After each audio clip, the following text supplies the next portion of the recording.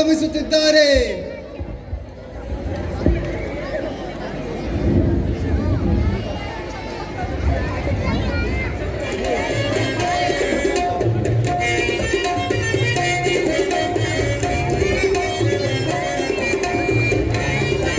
ಕುಳಿತುಕೊಳ್ಳಿ ನನ್ನ ಪುತ್ರರೇ. ನಿಮ್ಮೆಲ್ಲರನ್ನು ಈ ರಾಜಸಭೆಯಲ್ಲಿ ಮತ್ತೊಮ್ಮೆ ನೋಡಿ ನಮಗೆ ಮಹಾ ಆನಂದವಾಗಿದೆ. ಸೂರ್ಯನ ತೇಜಸ್ಸಿರುವ ನನ್ನ ಹಿರಿಯ ಪುತ್ರ ಸೂರ್ಯನಾಥ, ಪೃಥ್ವಿಯ ಕಳೆ ಇರುವ ನನ್ನ ದ್ವಿತೀಯ ಪುತ್ರ ಪೃಥ್ವೀವರ, ಹಾಗೂ ಸದಾ ಮಂದಹಾಸವನ್ನು ಬೀರುವ ನನ್ನ ಕಿರಿಯ ಹಾಗೂ ಪ್ರೀತಿಯ ಪುತ್ರ ಚಂದ್ರಹಾಸ, ನಿಮಗೆಲ್ಲರಿಗೂ ಈ ರಾಜಸಭೆಗೆ ಸ್ವಾಗತ.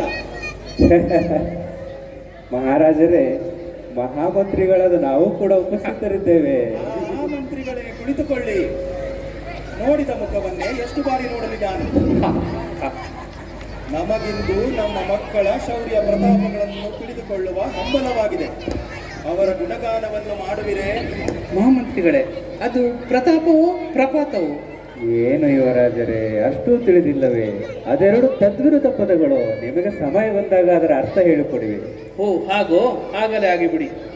ಮಹಾರಾಜರೇ, ಈ ನಿಮ್ಮ ಪ್ರತಾಪಿ ಯುವರಾಜಕುಮಾರರ ಶೌರ್ಯ ಪ್ರತಾಪಗಳನ್ನು ಕೇಳುವುದು ನೀವು ಅವರವರ ಬಾಯಿಂದ ಕೇಳಿದರೆ ಉತ್ತಮ.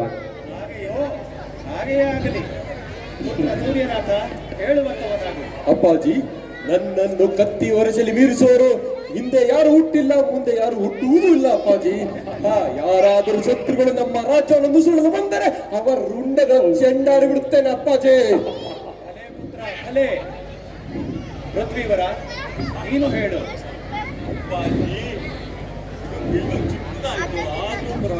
ಅಲ್ಲಿ ಹೋಗಿ. ಮೀರಿಸುವವರು ಈ ಅರ್ಜುನನನ್ನು ಬಿಟ್ಟರೆ ಯಾರೂ ಇಲ್ಲ ಈ ಜಗತ್ತಿನಲ್ಲಿ. ಅದ್ಭುತ ಪುತ್ರ, ಅದ್ಭುತ.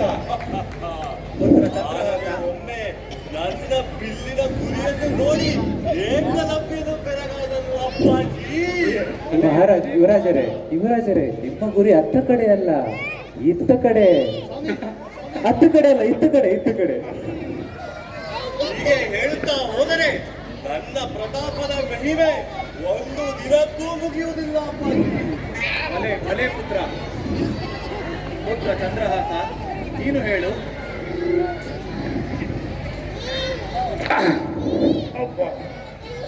ಅಪ್ಪಾಜಿ, ನನ್ನನ್ನು ಗದಾಯುಧದಲ್ಲಿ ಸೋಲಿಸಲು ಆ ಭೀಮ ದುರ್ಯೋಧನದಿಂದಲೂ ಸಾಧ್ಯವಿಲ್ಲ. ನಾನು ಗದೆ ಹಿಡಿದು ಯುದ್ಧ ಭೂಮಿಗೆ ಇಳಿದರೆ ಪೃಥ್ವಿಯೇ ಗಡ ಗಡ ಗಡ ನಡುಗಿ ಎಲ್ಲವೂ ಅಲ್ಲೋಲ ಕಲ್ಲೋಲವಾಗುವುದು. ಗ್ರಹಗಳು ಒಂದಕ್ಕೊಂದು ಒಡೆದುಕೊಂಡು ಈ ಸೃಷ್ಟಿಯೇ ಬೂದಿ ಆಗುವುದು. ಹೇಗೆ ಮಹಾಮಂತ್ರಿಗಳೇ? ಹೌದು ಯುವರಾಜರೇ, ತುಂಬಾ ಚೆನ್ನಾಗಿದೆ. ಮಂತ್ರಿಗಳೇ, ಅದನ್ನು ತಡೆದುಕೊಳ್ಳುವಷ್ಟು ಶಕ್ತಿ ಇಲ್ಲವೇ ನಿಮಗೆ? ಹೌದು ಮಹಾರಾಜರೇ, ನಿಮ್ಮ ಯುವರಾಜರ ಪರಾಕ್ರಮ ಅಷ್ಟೊಂದು ಶಕ್ತಿಯುತವಾಗಿದೆ. ಅದಿರಲಿ ನನ್ನ ಪುತ್ರರೇ, ನೀವು ಕುಳಿತುಕೊಳ್ಳಿ. ಮಹಾಮಂತ್ರಿಗಳೇ, ಸ್ವಲ್ಪ ಬರುವಿರಾ? ಏನು ಯುವರಾಜರೇ? ಸ್ವಲ್ಪ ಗದೆಯನ್ನು ಇಳಿಸಲು ಸಹಾಯ ಮಾಡುತ್ತೀರಾ? ಸ್ವಲ್ಪ. ಯುವರಾಜರೇ, ನೀವು ಆಗಲೇ ಏನೋ ಒಂದು ಅರ್ಥ ಕೇಳಿದಿರಲ್ಲ. ಈಗ ನೀವು ನಿಮ್ಮ ಗದೆಯನ್ನು ಹೀಗೆ ಎತ್ತಿಕೊಂಡು ಹೀಗೆ ಇಟ್ಟಿರಲ್ಲ, ಇದುವೇ ನಿಮ್ಮ ಪ್ರತಾಪ. ಅದನ್ನು ಇಳಿಸಲಾಗದೆ ಒದ್ದಾಡುತ್ತಿದ್ದೀರಲ್ಲ, ಅದೇ ನಿಮ್ಮ ಪ್ರತಾಪ ಯುವರಾಜರೇ.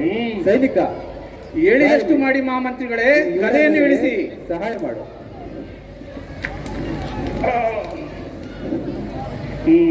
ಈಗ ಸರಿ. ಮಂತ್ರಿಗಳೇ, ನನ್ನದೊಂದು ಸಮಸ್ಯೆ ಇದೆ, ಬನ್ನಿ. ಇದು ಯುವರಾಜರೇ, ಜೋಕೆ ಎಚ್ಚರ. ನಿಮ್ಮನ್ನು ನೀವೇ ಚುಚ್ಚಿಕೊಂಡಿದ್ದೀರಾ, ಅದನ್ನು ಹೀಗೆ ಹಾಕಿಕೊಳ್ಳಿ. ಈಗ ಸರಿ ಹೋಯಿತು. ಏನು ಪರಾಕ್ರಮ, ಏನು ಪ್ರತಾಪ ನಮ್ಮ ಯುವರಾಜರದು. ಏನದು ಮಹಾಮಂತ್ರಿ? ಏನಿಲ್ಲ ಮಹಾರಾಜರೇ, ಎಲ್ಲವೂ ಸರಿಯಾಗಿದೆ. ಅದಿರಲಿ ಪುತ್ರರೇ, ನಿಮ್ಮ ಮೂವರಿಗೂ 1 ತಿಂಗಳ ಹಿಂದೆ ನಾನೊಂದು ಜವಾಬ್ದಾರಿಗಳನ್ನು ನೀಡಿದ್ದೆ. ಅದರ ವಿವರಣೆಯನ್ನು ಸಲ್ಲಿಸುವಿರೇ? ಸಲ್ಲಿಸುವ ಪುತ್ರ ಸೂರ್ಯನಾಥ, ನಿನ್ನನ್ನು ನಾನು ಉತ್ತರಕ್ಕೆ ಕಳುಹಿಸಿದ್ದೆ.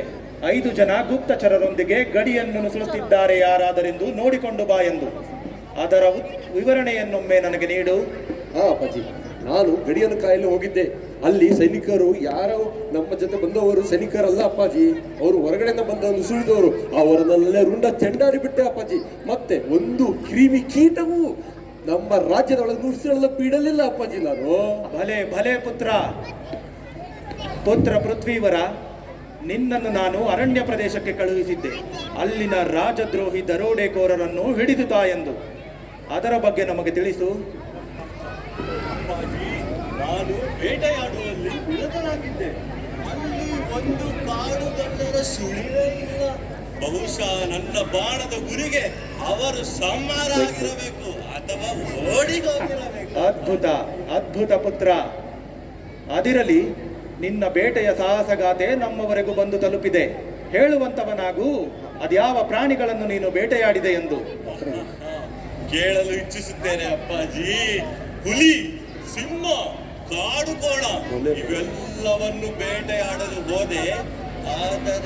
ಆದರೆ ಯುವರಾಜರು ಅಲ್ಲಿ ಇಲ್ಲಿ ಮೊಲ ಹೆಗ್ಗಣಗಳನ್ನೇ ಬೇಟೆಯಾಡಿ ಬಂದಿದ್ದೀರಂತೆ. ಉತ್ತಮ ಪುತ್ರ, ಅತ್ಯುತ್ತಮ.